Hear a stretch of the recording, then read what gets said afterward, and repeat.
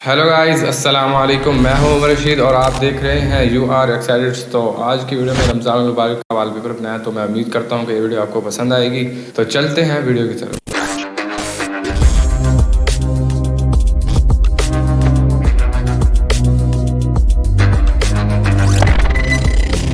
इस इमेज का लिंक मैंने डिस्क्रिप्शन में दे दिया, तो जाओ उसे सेव कर लो। और ज़रूरी नहीं है कि आप लोग भी मेरी तरह ही बनाओ, तो आप अपनी मर्ज़ी से बना सकते हो। इजाज़त है।